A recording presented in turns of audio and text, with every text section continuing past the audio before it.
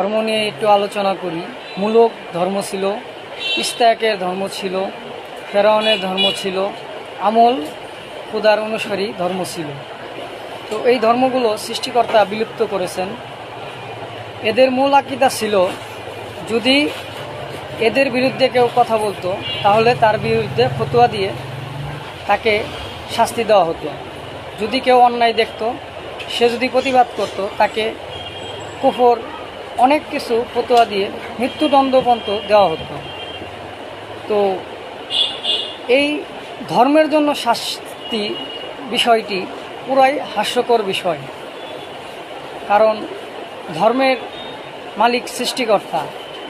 তো ওনার ধর্ম এটা কারোর একাত্ম কিছু নয়, এটা সর্বজনীন।